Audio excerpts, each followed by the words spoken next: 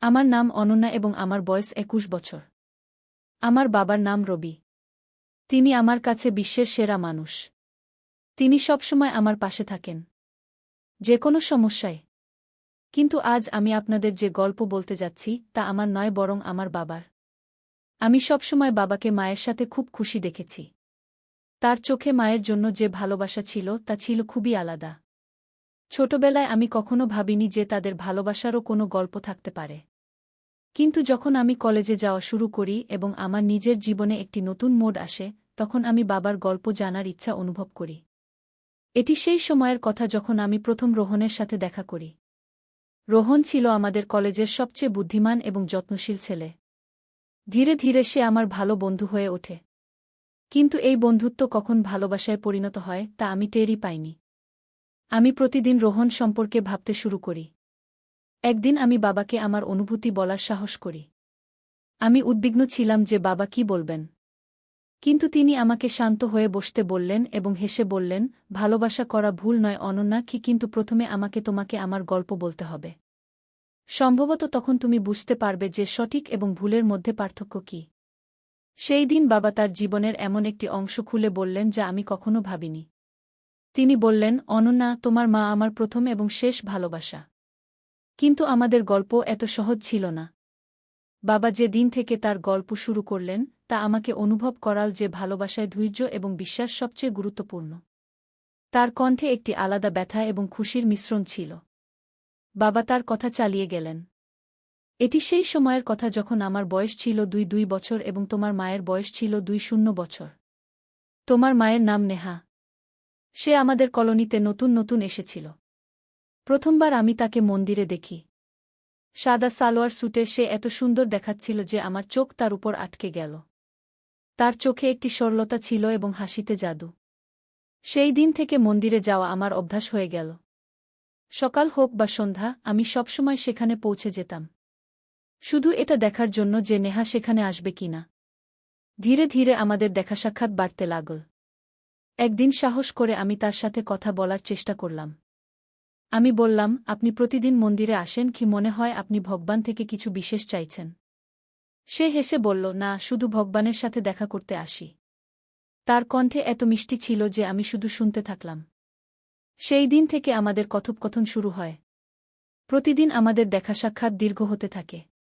আমরা একসাথে হাসা, কথা বলা শুরু করলাম। কিন্তু আমি কখনো তাকে আমার মনের কথা বলিনি।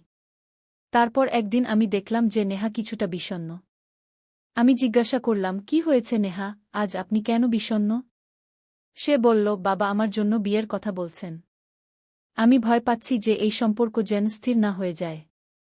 এটি শুনে আমার হৃদয়ে আলোড়ন সৃষ্টি হয়। আমি ভাবলাম, যদি আজ আমি আমার অনুভূতি না বলি তাহলে সম্ভবত কখনো বলতে পারব না। আমি বললাম, নেহা, যদি আমি তোমাকে কিছু বলি তুমি শুনবে? তিনি বললেন, হ্যাঁ, বলো। আমি গভীর শ্বাস নিয়ে বললাম, নেহা, আমি তোমাকে ভালোবাসি। প্রথমবার যখন তোমাকে দেখেছিলাম তখন থেকেই তুমি আমার হয়ে গেছ।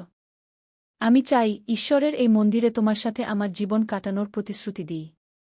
নেহার চোখে জল চলে এল। তিনি বললেন, রবি, আমিও তোমাকে ভালোবাসি, কিন্তু এটা এত সহজ নয়। আমার পরিবার কখনই এটা মেনে নেবে না। সেই দিন আমি নেহাকে প্রতিশ্রুতি দিয়েছিলাম, যাই ঘটুক না কেন আমি কখনই তার পাশ ছাড়ব না। আমরা আমাদের ভালোবাসা লুকিয়ে রাখা শুরু করলাম। চুপিসারে দেখা এবং একে অপরের জন্য চিঠি লেখার সিরিজ চলতে থাকল। প্রতিটি মিলনে আমাদের ভালোবাসা আরও গভীর হতে থাকল। কিন্তু তারপর একদিন এমন এল যখন নেহার বাবা আমাদের সম্পর্কে জানতে পারলেন। তিনি নেহাকে বাড়ি থেকে বের হওয়ার অনুমতি পর্যন্ত বন্ধ করে দিলেন। আমি তাকে দেখার জন্য অধীর হয়ে উঠলাম। এক রাতে আমি চুপিসারে তার বাড়ির বাইরে দাঁড়ালাম। আমি তার জানালায় একটি কাগজ ছুঁড়ে দিলাম, যাতে লেখা ছিল, যদি তুমি আমার সাথে দেখা করতে না আসো, আমি সারা বিশ্বকে ভালোবাসার কথা বলে দেব। নেহা বাইরে এল। তার চোখে ভয় এবং ভালোবাসার মিশ্রণ ছিল। তিনি বললেন, রবি, এসব করা ঠিক নয়। যদি বাবা জানতে পারেন খুব খারাপ হবে। আমি বললাম, নেহা, যদি আমাদের ভালোবাসা সত্যি হয় আমরা সব কিছু সহ্য করতে পারি। শুধু তুমি আমার উপর বিশ্বাস রাখো। সেই রাতে আমি নেহাকে নিয়ে পালিয়ে বিয়ে করার প্রস্তাব দিলাম। সে চমকে গেল। কিন্তু কিছুক্ষণ ভেবেচিন্তে সে রাজি হয়ে গেল। আমরা সেই রাতেই মন্দিরে গিয়ে বিয়ে করলাম। সেই দিন আমি নেহাকে প্রতিশ্রুতি দিয়েছিলাম, যত কঠিনই হোক না কেন আমি কখনই তার পাশ ছাড়ব না। বাবার চোখ জ্বলজ্বল করছিল এবং তার মুখে ভালোবাসার এক অদ্ভুত সুখ ছিল। তিনি বললেন, অনন্যা, যখন ভালোবাসা সত্যি হয় তখন তা বজায় রাখার জন্য সাহস লাগে। তোমারও যদি রোহনকে ভালোবাসা থাকে তবে নিজের উপর এবং তোমার সম্পর্কে বিশ্বাস রাখো। বাবার গল্প শুনে আমার মনে রোহনের জন্য আরও সম্মান বেড়ে গেল। আমি মনে মনে ঠিক করলাম, আমি আমার ভালোবাসাকে ঠিক সেইভাবে বজায় রাখব যেভাবে আমার বাবা করেছিলেন। সেই রাত বাবার গল্প শুনে আমি ভাবনায় পড়ে গেলাম। তার ভালোবাসা, তার সংগ্রাম, তার সাহস সবকিছু এত সুন্দর এবং সত্যি ছিল যে আমি নিজেকে রোহন সম্পর্কে ভাবা থেকে বিরত রাখতে পারলাম না। পরের দিন যখন আমি বাবার সাথে আবার কথা বললাম, তখন তিনি আমাকে এমন কিছু বললেন যা আমার হৃদয় স্পর্শ করল। বাবা বললেন, অনন্যা, বিয়ের পর আমার এবং নেহার জীবন সহজ ছিল না। আমরা মন্দিরে বিয়ে করেছিলাম, কিন্তু তারপর আমাদের কোথাও যাওয়ার জায়গা ছিল না। আমি নেহাকে নিয়ে আমার এক বন্ধুর বাড়িতে গেলাম, যে আমাদের কিছু দিনের জন্য আশ্রয় দিল। নেহা সব সময় ভয় থাকত, কিন্তু আমার জন্য তার চোখে যে বিশ্বাস ছিল তা আমাকে এগিয়ে যাওয়ার শক্তি দিত। বাবা হেসে বললেন, শুরুর দিনগুলোতে আমাদের কিছুই ছিল না, শুধু একে অপরের সঙ্গ ছিল। নেহা তার সব সুখ আমার নামে উৎসর্গ করেছিল। আমি সারাদিন চাকরি খুঁজতাম এবং নেহা আমার ফিরে আসার অপেক্ষায় থাকত। একদিন যখন আমি বাড়ি ফিরলাম, তখন দেখলাম নেহা তার পুরানো বই দিয়ে কিছু সুন্দর ছবি বানিয়েছে। আমি তাকে জিজ্ঞেস করলাম, এসব কেন? সে বলল, রবি, যখন তোমার কঠিন সময় আসবে তখন এই ছবিগুলো তোমাকে শান্তি দেবে। বাবা থেমে গভীর শ্বাস নিয়ে আবার বললেন, নেহা ছোট ছোট সব বিষয়ে আমার পাশে থাকত। একবার আমি খুব অসুস্থ হয়ে পড়েছিলাম। আমাদের চিকিৎসার টাকাও ছিল না। নেহা তার বিয়ের একমাত্র আংটি বিক্রি করে দিল যাতে আমি সুস্থ হতে পারি। সে আমার জন্য সব কিছু ত্যাগ করতে প্রস্তুত ছিল। এ কথা শুনে আমার চোখে জল চলে এল। আমি বললাম, বাবা, মা তো তোমার প্রতি পদে পাশে ছিল, কিন্তু সে কি কখনো তার পরিবারকে মিস করত না? বাবা গভীর শ্বাস নিয়ে বললেন, নেহা প্রতি রাতেই জানালার পাশে বসে আকাশের তারা দেখত। আমি জানতাম সে তার পরিবারকে মনে করছে, কিন্তু সে কখনই আমার কাছে অভিযোগ করেনি। তার জন্য আমার ভালোবাসাই ছিল সবকিছু। সেই সময় আমার মা যে চা নিয়ে ঘরে এলেন, আমাদের কথা শুনে হেসে দিলেন। তিনি বাবাকে বললেন, রবি, তুমি অনন্যাকে আমাদের কঠিন সময়ের গল্প শোনাচ্ছ, কিন্তু এটা কেন বলছ না যে তুমি আমার জন্য কি করেছিলে? বাবা একটু লজ্জা নিয়ে বললেন, নেহা, সেই কথা অনন্যাকে শোনানোর কি দরকার? কিন্তু মা আমার দিকে তাকিয়ে বললেন, অন্না, তোমার বাবা আমার জন্য তার সবচেয়ে প্রিয় জিনিস ত্যাগ করেছিলেন। আমি কৌতূহলী হয়ে জিজ্ঞেস করলাম, কি জিনিস? মা ভালোবাসার হাসি দিয়ে বললেন, তোমার বাবা ছোটবেলা থেকেই পেন্টিং করতে খুব ভালোবাসতেন।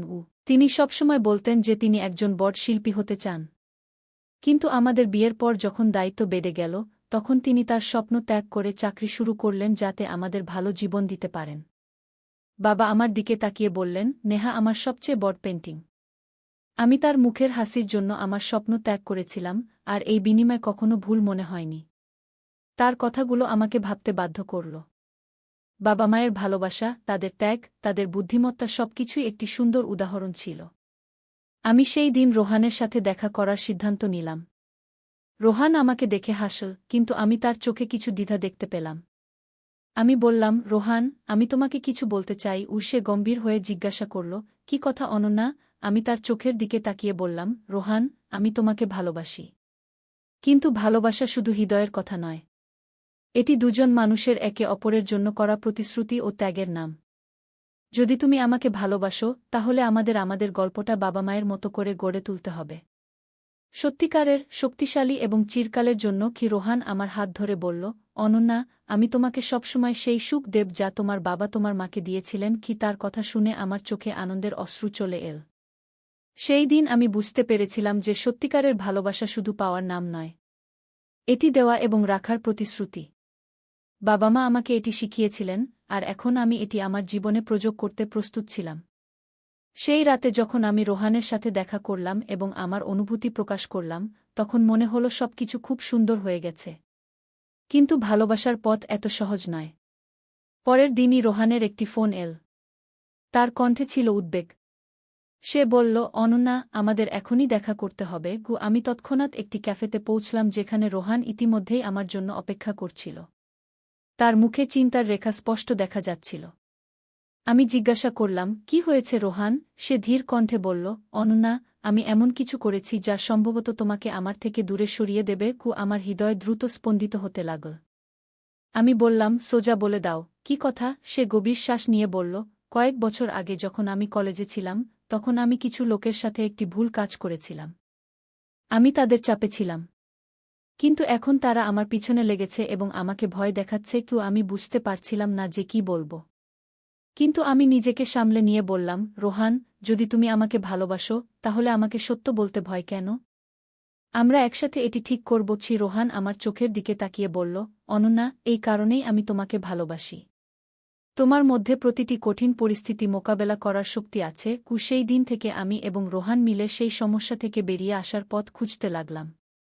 আমরা পুলিশের সাহায্য নিলাম এবং ধীরে ধীরে পরিস্থিতি নিয়ন্ত্রণে আসতে লাগল। কিন্তু এই সময় আমি আমার বাবাকে এই কথা গোপন রাখতে পারিনি। এক সন্ধ্যায় যখন আমি বাড়ি ফিরলাম, বাবা আমার ঘরে বসেছিলেন। তিনি বললেন, অনন্যা, তোমার চোখে ভয় আছে। তুমি আমার কাছ থেকে কিছু লুকাচ্ছ। আমি সব কিছু বলে দিলাম। রোহানের সমস্যা, আমাদের চেষ্টা এবং আমার ভয়। বাবা আমার কথা মন দিয়ে শুনলেন এবং তারপর হাসলেন। তিনি বললেন, অনন্যা, ভালোবাসায় কঠিন সময় আসবে। কিন্তু এই কঠিন সময় তোমার সম্পর্কের গভীরতা বোঝায়। যদি রোহান তোমার পাশে থাকে এবং তুমি তার পাশে থাকো, তাহলে প্রতিটি সমস্যা পার হয়ে যাবে। বাবার কথাগুলো আমাকে আরও সাহস দিল। কয়েক সপ্তাহ পরে রোহানের সমস্যা সম্পূর্ণভাবে শেষ হয়ে গেল। সে এখন আগের চেয়ে আরও শক্তিশালী এবং আত্মবিশ্বাসী হয়ে উঠল। তারপর একদিন রোহান আমাকে ডিনারে ডাকল। সেখানে পৌঁছে আমি দেখলাম জায়গাটি সুন্দর ফুল এবং আলো দিয়ে সাজানো হয়েছে। রোহান হাঁটু গেড়ে বলল, অনন্যা, তুমি কি আমার জীবনে চিরকাল থাকবে? আমার চোখে আনন্দের অশ্রু চলে এল। আমি বললাম, হ্যাঁ রোহান, চিরকাল। আমাদের বিয়ে ধুমধামে হল এবং সেই দিন বাবা তার বক্তৃতায় বললেন, আজ আমার মেয়ে আমাকে শিখিয়েছে যে ভালোবাসায় শুধু কঠিন সময় আসে না, সেই কঠিন সময় পার করার শক্তিও আসে। রোহান, আমার মেয়েকে সুখী রাখো, কারণ সে তোমার জন্য ঠিক ততটাই ভালোবাসা ও ত্যাগ করতে পারে যতটা আমি এবং নেহা করেছিলাম। আজ যখন আমি আমার জীবনের এই সুন্দর যাত্রাটি দেখি, তখন বাবার গল্প আমাকে শেখায় যে সত্যিকারের ভালোবাসা শুধু হৃদয়ের কথা নয়, বরং একে অপরের জন্য বেঁচে থাকার প্রতিশ্রুতি। তাই বন্ধুরা, এটা ছিল আমাদের আজকের গল্প। যদি গল্পটি ভালো লেগে থাকে, তাহলে ভিডিওটি লাইক এবং চ্যানেলটি সাবস্ক্রাইব করে দেবেন আর ভালো ভালো কমেন্ট করে দেবেন। ধন্যবাদ।